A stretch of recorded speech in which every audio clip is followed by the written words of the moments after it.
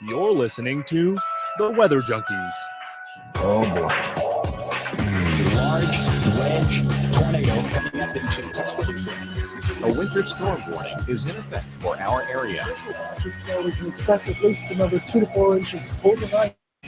Then that snow's The National Weather Service in Huntsville has issued a tornado warning for northwestern Massachusetts. 14 to 22 inches of snow!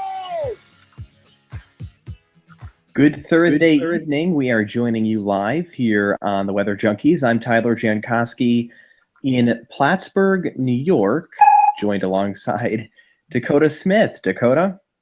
Hey everyone. It's good to be back. It's been a while. I think it's 4 weeks, Tyler, since we've had a show together. It's been a hectic time. I think it has, yeah. Yeah, with AMS, and then last week we had Weather Ready or Not. But yeah, it's great to be back live from Colorado, Fort Collins, Colorado. Just a gorgeous day in Colorado. I think some places got into the 70s, upper 60s here in Fort Collins. T-shirt and shorts weather, and gonna get out and throw the frisbee around tomorrow. How's the weather back east, Tyler?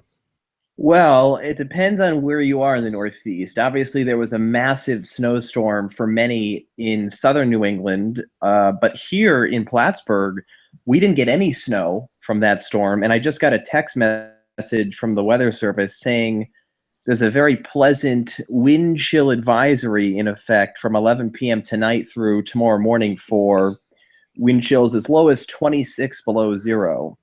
Yikes. So, yeah, cold, but it is colder up here than it is down in Connecticut or certainly Pennsylvania or New York. It's, an hour from Montreal, so I'm still digesting that. Yeah, hopefully, I'm sure the summers up there are amazing. They are beautiful, and actually, when you look at latitude, you probably don't think about this too much, but latitude actually matters, because if you go to the North Pole, you have really long days where the sun never sets, and then you have really long nights. Well, obviously it's a gradient. So in between, yeah, the days are shorter here in the winter and you kind of get screwed. But in the summer, I've checked, the comparison between here and Bristol and Connecticut is 20 minutes. So the longest day in the summer is actually 20 minutes longer than Connecticut. Wow.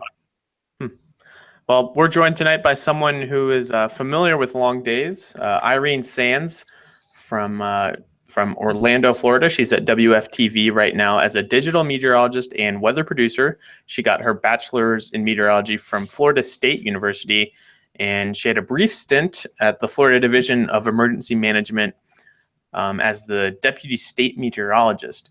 And I had the pleasure of meeting her at the AMS conference in Seattle. I guess it was 2 weeks ago. Irene, welcome to the show. Thank you, guys. It's a pleasure to be here with you guys. How's the weather down there? Today it's absolutely gorgeous. So we had the front associated with the system that's affecting actually the Northeast right now pushed through Central Florida around noon today, and then the temperatures have started to fall, and we're expecting a cold night under Florida standards. Lower 50s. So I am wearing my sweater. Oh man. Tomorrow I'll wear my sweater to work. Yeah. That's shorts weather up here in Colorado. Oh wow. You'll see a lot of people turtlenecks tomorrow in Central Florida and South Florida. Yeah. That's funny how that works out. Yeah. So we'll go into the tweets here. Tyler and I have a few tweets to discuss. Irene, you're welcome to chime in on those. And then we'll get back to a great conversation with Irene after those. First up, I'd like to send a warm happy birthday to friend of the show, Ian Livingston. I actually don't know how old he is, but he shares his birthday with the National Weather Service, coincidentally. Oh, wow. That's right. I read that today. Yeah, I guess I should be wishing the National Weather Service a happy birthday. Yep. Yeah, so just wanted to say that. Next tweet is from Stu Ostro. His tweet says, #GO16 satellite loop of the supercell thunderstorms that produced the NOLA tornado source NOAA satellites. Tyler, have you had the time to check out what GO16 has to offer? I have not. Is there an easy way to access the images? No. No. Not right now. I tell you because I went to the launch that it took off from here on November 19th, if I'm remember correctly. I attended the launch, and it was absolutely one in a lifetime experience. I went along with a group from Storm Center Inc., and they set up the workshop, and it was such a wonderful workshop. And just to get a behind the scenes of the NASA facilities and just everything that this satellite is able to do. Of course, we don't know this right now because we don't really have a lot of like our hands on the imagery. But I mean, this satellite is going to be absolutely gorgeous. So wait until you see these images. Weather-wise, I mean, it's beautiful. You get to see everything faster, clearer. It's gonna have lightning detection. So they described it as when TV switched from black and white to full color. So wow. I cannot wait. Hopefully we'll get it by hurricane season. Yeah, that's very cool that you got to go see it. And I can't wait for more of the images to come out. Now, obviously, the storm here in New England, we couldn't omit any tweets about that because it's just barely ending to the east. And our first tweet about the storm comes from the National Weather Service in Boston. And it was a tweet of some official snowfall totals for some of the major climate sites. Boston officially 14.6 inches, 11.9 at Providence's T.F. Green Airport, 15.5 at Bradley Airport in Connecticut, 12.9 in Worcester, and 12.4 at the Weather Service in Taunton, Massachusetts. My thought about this was that is remarkable to see so many, or all for that matter, basically all of the major measuring sites in southern New England come in with a foot or more. When you think about it, usually someone gets screwed with a mix or rain and someone else gets hammered, but this was a widespread foot of snow, and that doesn't happen too often. It wasn't just Cape and the Boston. It was all of southern New England. I believe my friend texted me, Albany, New York, actually got more than 11 inches. So even Albany was close to a foot. Yeah, Wow. That band was there was a few mesoscale bands off the coast and along Long Island and Connecticut that were really, really impressive. I think that's probably what dumped most of the snow, honestly, were those bands. Yeah, and up here in Plattsburgh, we got 0.0. So there is no shoveling for me tonight. Well, there really never is. That's the disclaimer. But our next tweet comes from Matt Lanza. He's also been on the show. And he has a super exclusive hashtag alternative snow forecast for Thursday. He nailed it. It looks like he was right. He did. You're right. He did nail this. His best snow shield was in the right spot, and then everywhere else was rigged. I'm just north of the dishonest snow. You're in sad. I'm very sad. You're very sad with an exclamation point. It got 1,300 likes and 697 retweets. Yeah, pretty viral, semi-viral. That is a really popular tweet. Yeah.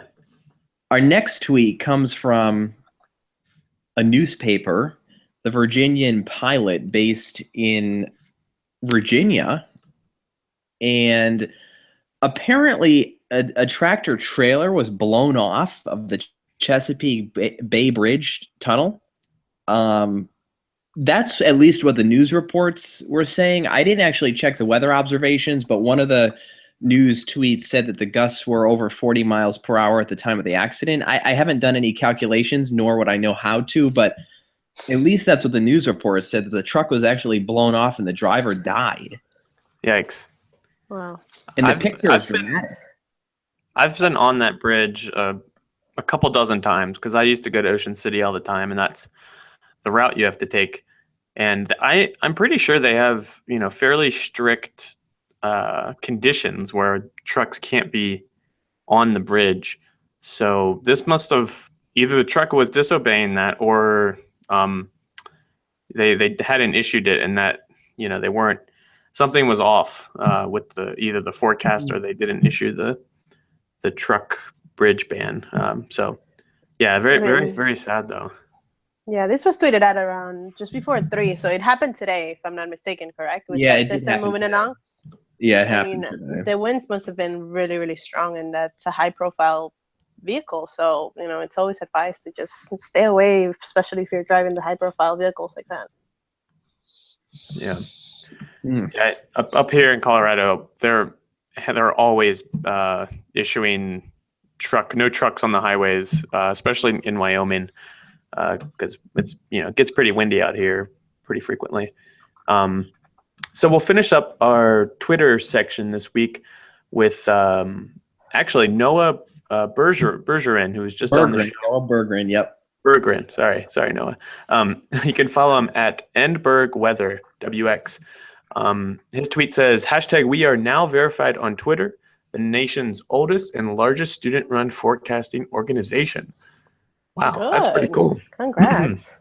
I actually was very busy. I was skiing yesterday, so I didn't look at this until hours after he sent it. And then I was like, oh my gosh, this is great. Because when we were in the Campus Weather Service, I tried so hard, but nowadays they obviously have the official request process. But I've heard a lot of people not having success with that. So to have a student-run organization get verified was tremendous. And they have over 4,800 followers now, and none of the students are verified, so it's very cool. I can only imagine what it's like to be a part of Campus Weather Service right now and be able to tweet from an account that's verified, because that was always something I wanted for the account and I cherish for my own. I don't know, it's just a status symbol within the Twitterverse. You could ask most people on the street and they wouldn't have a clue. But you have to take pride in that. You have to take pride in that. Yeah. I'm the only so one I'm very not happy. verified. No, you know what? I'll give you a tip. I recently got verified. I had never really tried in Twitter. I got verified in Facebook a while back, but I did it all by myself. Like, no companies that I've ever worked for have done this for me. And I know this is something that a lot of people, especially if they're listening from broadcasting, do it yourself. Go through the list, the instructions that they give you. Usually you have to send your ID, your driver's license. You have to have a bio and a website on either your Facebook or your Twitter.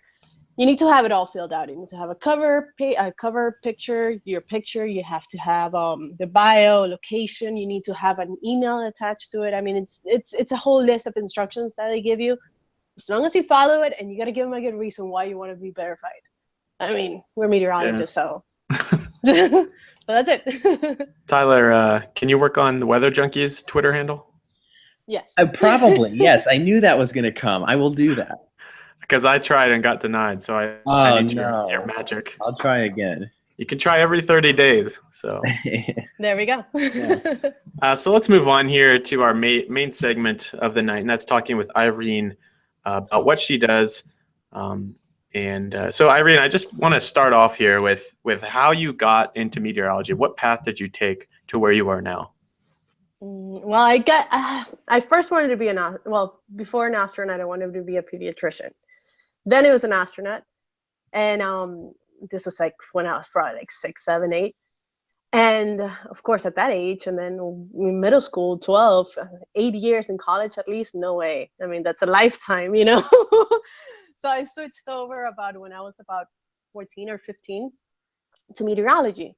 I was watching, and I was in South Florida watching a meteorologist and talking about a thunderstorm, and he had the radar up, and I remember we were under like some sort of severe thunderstorm warning, and I liked it. I liked seeing the radar, and I understood it naturally, I guess, at that point, from what I understood, of course. And I figured I like math, I like science. Okay, I'll go into meteorology. And then in high school, I had a teacher that had gone to FSU. And she's like, oh, you should go to Florida State. You know, the whole partnership of, I went to Florida State, you should go to Florida State. So I found that, and hey, it was in the state, one of the best schools for meteorology. I wasn't going to go out of state. I wasn't going to pay that fee.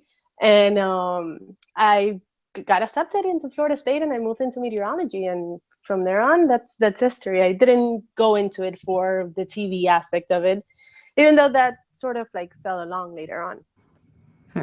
That's cool. So what do you do now? What's your role at W Ftv? I am a digital meteorologist. It's weird because this position opened about the close to the end of 2015. So I've been here a little bit over a year. And I was very excited about this new role because not a lot of local news stations have digital meteorologists. Yes, they have a meteorologist that maybe takes care of digital, or everybody just takes care of their own, which we do that here too. But just a person solely dedicated to the digital part of meteorology, I've heard of maybe a couple stations, but it's not something common nowadays, even though it's becoming more common. So I just take care of the website. I upload a lot of the graphics that are seen on our WFTV.com website, and try to record videos. I try to do more science-based videos. I go after the AMS motto, be the station scientist. I think nowadays with the app, you can get the current temperatures. You can get, a satellite or a radar if you really understand it. You can get the information, but I love talking about the science behind things. So I have a segment called Weather Facts and Hacks, and it's once a week. I just little quick segments that I talk about anything that's going on weather related, either relevant to the point or relevant to the weather or relevant to a current event. I did one about the elections. So it's exciting because it's a new role and it allows me to be very creative, and they allow me to be creative in this new role, which I'm very grateful for. Yeah, that's great. Besides the science of it, to be a meteorologist, you have to have the science down. Besides that, what types of skills are required by you to be a digital meteorologist? I think nowadays, there's not. With social media and the digital world itself, it's something new. So I can't tell you, oh, you need to have a degree in digital platforms, because I don't think there's something like that nowadays. Maybe there are some aspects like that, but I guess you have to be passionate about the message that you want to spread, and just have a good handle on social media, understand it the best you can, realize that things are changing daily. The way the algorithms are going with Facebook or Twitter, or any new platform that might just emerge. Know about website building. I think that's crucial, especially for us in the broadcasting field. You need to know how to upload a weather map onto a page, and have a way of doing it automated, so that you're saving work. When, let's say, you're under a severe thunderstorm warning, you don't want to be uploading things the long way. If you can automate that process of uploads, that's going to work out better for you as a meteorologist, but also for the public, because they'll get it right away. Gotcha. And I noticed that your background, you had you did a minor in math. In your studies, you had a concentration in Hispanic marketing communications. You're bilingual. You speak English and Spanish, and then you went the emergency management route at the beginning. How has this diverse background helped you throughout your career?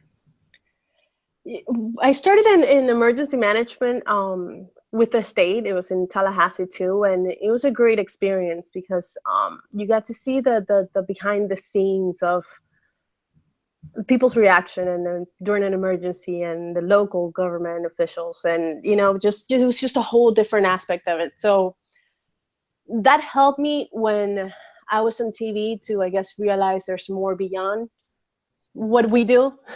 And there's a reason why the National Weather Service does what they do, and the emergency management, why they do what they do. So they have a complicated field by itself. I mean, they have to follow a lot of regulations, and they have a lot of whys and hows.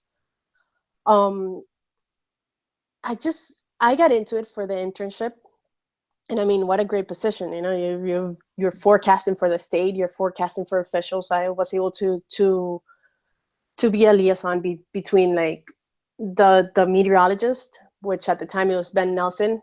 He now works for the National Weather Service in Jacksonville, and the military. So at that time, I mean, that was in 2008. Yeah, 2008. So we had gone over the busy hurricane seasons that Florida had previous to that, but we did have some fires, and it was a great experience. I mean, the more diverse, and this is always something that I tell to students, the more diverse you can be, the better. Even if you are set on being on TV or being in government or being whatever field you choose, the more diverse you are, the better understanding you'll have once an emergency comes. And hey, network too, you know? So you started as a meteorologist, well, first for the Florida Division of Emergency Management, but then for maybe a couple of jobs at Telemundo. Talk us a little bit through that and how it was and how the changes were. Because it's, I mean, you went from emergency management to Telemundo in multiple places to now where you are. Yeah, well, and I got into the Spanish market because one, I wasn't comfortable delivering in English yet. So it was, and in the Spanish market, even nowadays, there's a huge need for Spanish-speaking meteorologists. I hear it's growing a lot. It's growing a lot, but it's still, I mean, it's probably a couple dozen of meteorologists in the entire U.S. And that's being very generous. So, and then if we count like the AMS, like fully certified meteorologists, it's even less. So if we're talking about like Spanish stations, TV stations, they're mainly in large cities, in large US cities, in New York, Miami, Boston, in Texas, there's Dallas, Houston, in California. So for the amount of TV stations that there are, there's not that many Spanish-speaking meteorologists, especially highly populated cities. So we're talking about cities that have high population, that are most likely weather-driven, that do not have the reliable information in Spanish, you know, to inform the public. So I saw that need, and I wanted to get into the Spanish TV, but then it's also, in a way, you have to fight, you have to swim against the current, because by background, it's hard to sell the product that hasn't been needed, quote unquote, or hasn't been proven that it's needed until something bad happens. So it's a difficult spot to be, because you're a scientist and you want to, you know what, I mean, not that this happens with like a lot of Spanish speaking meteorologists, you know what the need that there is. And not only for yourself to inform the public, but for the public itself. If you look at the viewership, a lot of Hispanics work outdoors, so they're highly directly threatened by severe weather or any type of weather. And for management not to see the need for that, it's hard, you know. So I was fortunate enough to have good management in some stations, in others not so much. but that's part of life, you know. And you also learn how to handle things, and you also learn and that not everybody's going to understand, and that's fine. You can still inform, especially nowadays. I mean, social media, it's great, you know. You don't really need a TV to inform. So I was lucky in that aspect. So I noticed that you were on the AMS broadcast committee. I was wondering if you could talk about the I don't know what the importance and what it signifies to be a certified broadcast meteorologist. By the way, Tyler just became one, so congrats, Tyler, on that. We didn't mention that. Thank you. Congrats. Yeah, so I was wondering if you could talk about what it signifies to the public. I'm very proud of my CBM, and I'm sure Tyler can tell you once you receive it, you're like, yeah, I did it. I mean, it's a relief. Nowadays, a lot of news stations are requiring that. That's great. And that's one of the reasons why I got hired here, to be honest. I mean, besides because I was bilingual, the first thing they wanted was a CBM. Wow. They wanted somebody that was certified. I don't know if they looked at people that weren't certified, but their number one thing was, we like you, you're certified. That's nice. What else can you tell us about yourself? So I think that the AMS is giving a good branding to the meteorologist, and in a way, an opportunity to be ahead of other candidates. So I urge whoever is able to get certified and has not gotten certified, do it, because the times are changing in TV right now, and that could be the advantage you need over somebody else. Yeah, I noticed that, at one point in our field, before any of us, it was pretty common for on-air meteorologists to not really have the degree. And, now it's completely not that way. And it seems like even now you mentioned that some places are requiring the CBM. So that's really great to see, because I don't know. I think it's cool when I watch the TV and I watch the meteorologist on air, I know that they've been through all those same dynamics and calculus classes that I went through. Not so happily, but it's I don't know. It's nice to know. Yeah, and I think for the public too. Once you inform the public, because I mean, granted, Joe Doe is not gonna know, what the CBM is. Yeah. But a promo can take care of that, and if the station does enough to explain it to the people, to the viewers, I think that the public will feel a sense of trust and security, being okay, she has her degree, and she went through this rigorous exam and evaluation, because you are evaluated by your peers, and it's not easy. I grade those exams. I grade those not at the exams, the tapes, and it's not easy. It's not easy to be evaluated, and it's not easy even to evaluate them. But once you have it, I think the public knows what it means. It's a seal of trust too. It's great to hear you say these things about the CBM, because one of the reasons I got it was because I felt, or I had a sense that it maybe would set me apart in future job searches.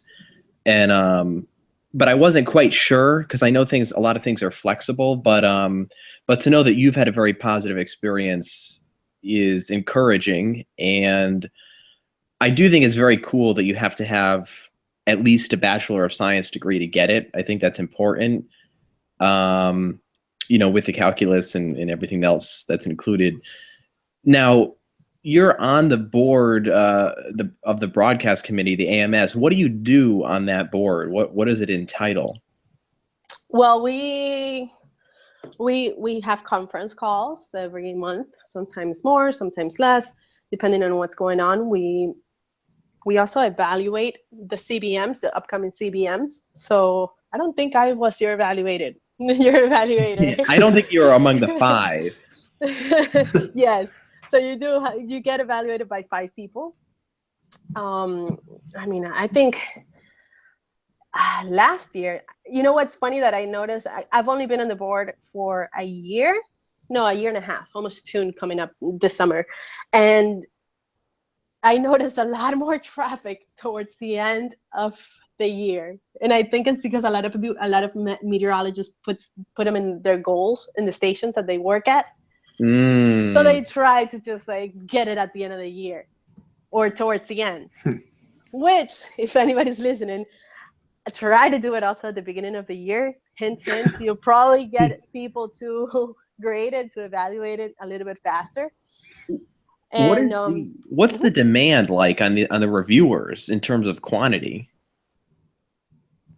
What do you mean, the evaluation itself? Yeah. So the reviewers, the impression I get is that it kind of gets divvied up evenly. How many people are you reviewing in, say, a year's time personally? It all depends. It all depends. I know that I saw. I don't have a count on how many I saw last year, but I remember at one point I had like 5, I think, that I needed to evaluate within a certain amount of time. Oh, wow. So, I mean, granted, there's a lot of people in the panel of evaluators that are going through the tapes too, or this YouTube's too, or Vimeo's too.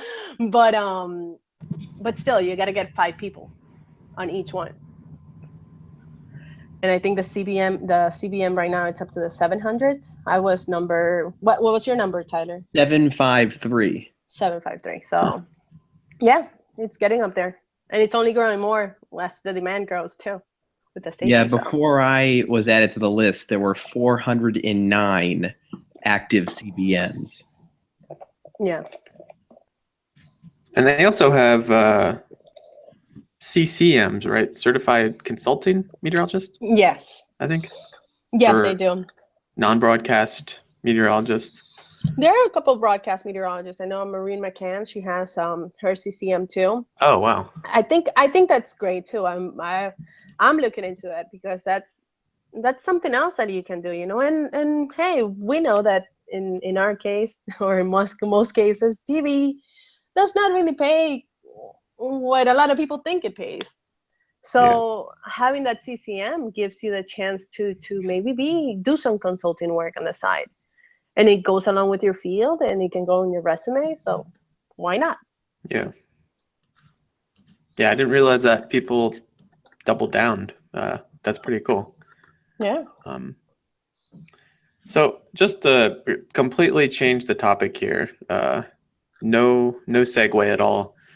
It sounds like you've been in Florida the majority of your life. So I'm curious, what are some of your top weather events that you've experienced? It could be outside of Florida too, if you were not in Florida, but I'm just curious about your top weather events that you've experienced. Well, I did have my 2-year stint also in Boston. I worked for WSI. It was only 2 years because I'm a tropical girl. I could not do the snow. I could not do the snow. I mean, I had one ice storm there, and I guess that was very traumatizing. And I mean, I moved to Boston straight out of college a month after I graduated. And it was my first full-time professional job as a meteorologist. And it was great. It was a great experience. But just going through, like you were talking about earlier, I mean, it gets dark at 4:30 in the winter. It's just a little bit depressing. It's like I would come to work and it was kind of, okay, it's kind of, it's kind of cloudy, it's winter, it's, it's cold. Get out of work and it's pitch dark. Yeah. So that snowstorm, I think the last snowstorm that and by the way, I had never seen snow when I moved to Boston. So wow. Yeah. So I saw a lot of it. That there was one time that I think I said that was it. I couldn't go to work.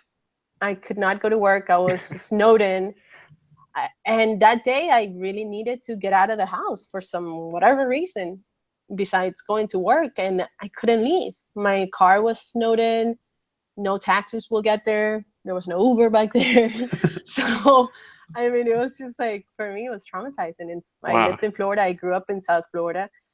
And I mean, in South Florida, there's a thunderstorm and you still go out, even though you shouldn't, but you still do it, The only thing that can get you locked in is a hurricane.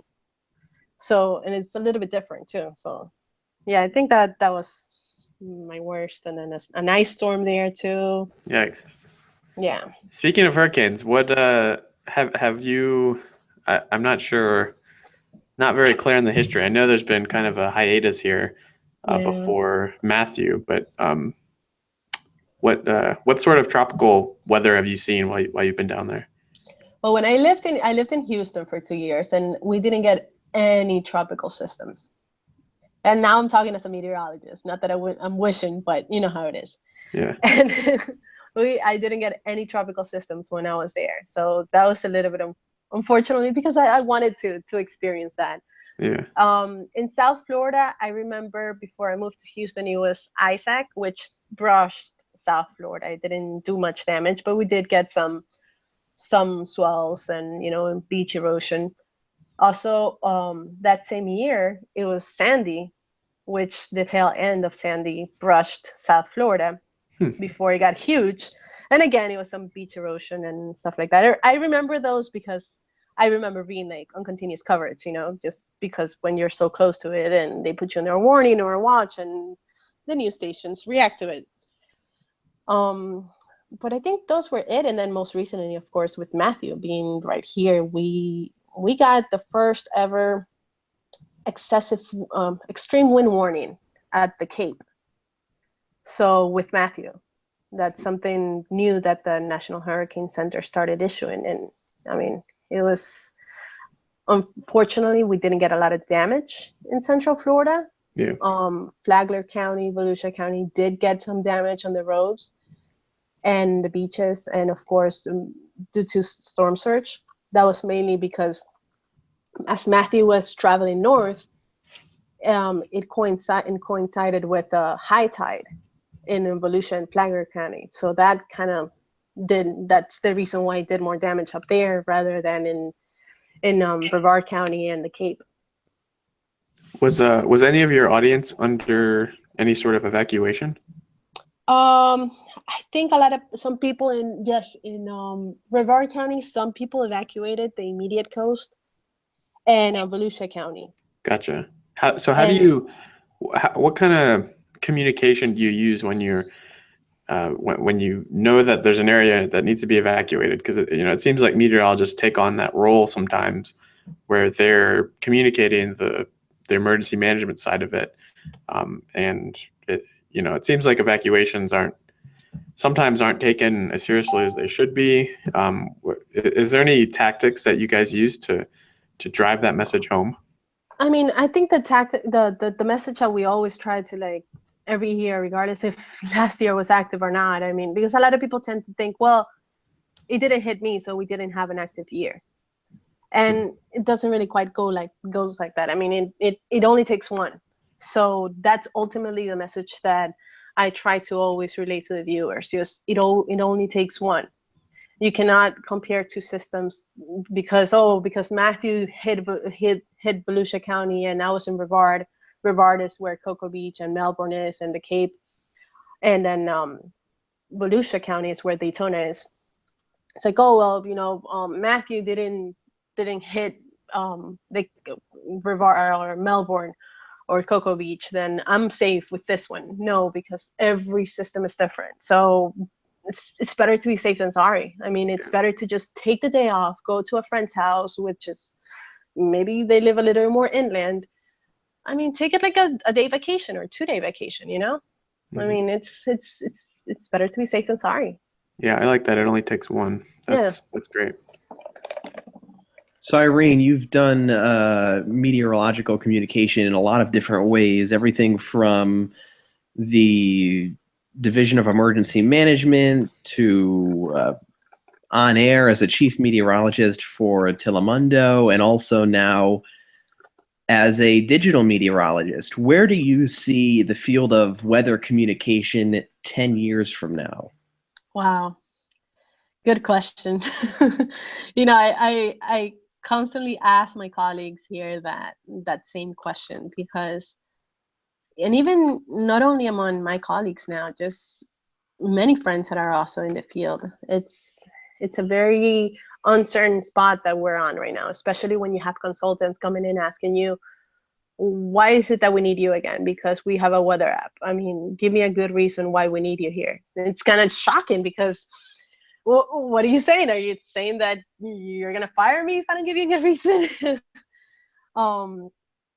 So I don't know. I think that there might be some sort of TV still, but we're definitely going to adapt to whatever changes might be coming. I think that maybe the digital platforms and TV will be a little more integrated. Newscasts right now seem to be opening more newscasts and more hour or half hour of news every day, and I don't know really if that's working because the more news you have, the more diluted your audience is going to get. So I don't know if that's necessarily working, but then at the same time, when something's happening, people know where to get it right away. I mean, if weather related or not, if something's happening, people have their phones always now. I mean, we all go to sleep with our phones right next to us, you know, as sad as bad as it might be, but that's reality. If something happens, what's the first thing we do? We go to the phone. Maybe if you have a Twitter account, you search for it on Twitter, and bam, and you got your information and you know what's going on. Do you know what's going on? Sometimes you get the wrong information and you think you know what's going on. That's another good reason to get verified. but maybe, I don't know, hopefully it'll be a little more integrated. Some sort of digital on-demand type of venue. I know it's changing though. I mean, every time we get a consultant, it's like we got to do something different. And this has happened not only here where I'm working. I mean, it's everywhere. That's why I think that at the end, people are going to watch because they like you, because of your personality, because they trust you. And when weather is really becoming a hazard, and you know, it's either a hurricane, a snowstorm, whatever it might be, people are still going to turn to their TVs. But then you also have to tackle the digital aspect of it, because we know that the weather events, the first thing they do is they knock the power out. So people, again, they go straight to their phones. So you need to be in that outlet too.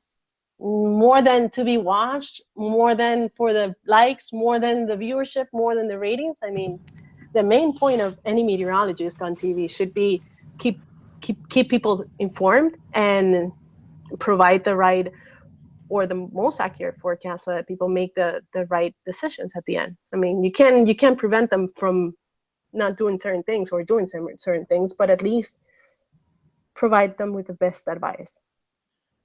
I agree with a lot of things you said. I think it's a very difficult question. I think you did a nice job. I think for me, the big thing is similar to what you said. I think nowadays, especially on social media, there's a lot of bad information, and having good information, maybe putting a name or a face to that information, and just being trustworthy and reliable and known. I think that's going to be important going forward, because there is a really big problem right now with junk on social media. And I think that there's going to be a limit at some point. I mean, after you get burned by looking at something or believing something too many times, I would think that you reevaluate how you're getting your information, or who you trust, or something like that. But I think there's got to be a point here where the dam breaks. But we'll see. There has to be. I mean, I think that's like you said, that's why important for you. Not only, of course, you have to grow the brand of wherever station you work at or whatever company you work at, but I think also you have to build your own brand and worry about that. I think nowadays a lot of people, besides maybe 20, 30 years ago, meteorologists would only worry about, the station that I work, and me being a reliable and trustworthy scientist or meteorologist. But now you have the digital brand to maintain, and that's equally important nowadays. Absolutely. And anyone listening, the translation of that message is make sure that you have a set of social media accounts that you own. Mm-hmm. Yep. Yep. I mean, you can always That's all I'll your say. work one, but you have to have your own and keep up with it. I don't see it as work. I mean, I started my fan page in Facebook back when Facebook just started. I mean, that was in 2008, because I remember working in WSI when I started my fan page. So I've worked with this fan page for several years. I mean, it's coming close to 10 years working with this fan page, and it has grown, and I have put sweat into like this, but I have never seen it as extra work. I saw it as part of my work. I remember I was covering a storm back in the day, and the colleague that I was working for, I mean, he didn't like the fact that I was doing, back in the day, I was doing a weather chat through the website of the station. Like, he was just like, it wasn't a Facebook chat. It was a legit weather video chat. And he didn't see the use of it. He was just like, why are you doing this? This is a waste of time. I'm like, no, people do not have power, and they're actually watching on the phone. This is great. I mean, and nowadays, I mean, how many Facebook Lives do you guys see a day, whatever market or whenever there's a big storm? People go crazy with it. Yeah. Yeah. So it's something that you have to work on. But I always tell my friends, do not see it as a job. Do not see it as a part of your job, because then you're going to start to hate it. See it as something that you enjoy, in a way. So that we ask everyone on the show, what advice would you give to an up-and-coming meteorologist, someone who wants to be on air, or someone who's in college right now just trying to figure everything out? So you gave some advice there. What other advice would you give to someone in those shoes? Keep an open mind. It's not, remember, meteorology was not easy. It's not going to get easy, but you'll find the enjoyment and you'll find the joy in it.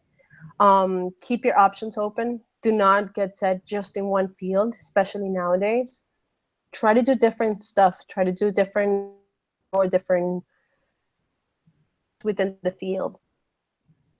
That's great. Yeah. Ways of being a meteorologist. Yeah, diversifying yourself. I really like that.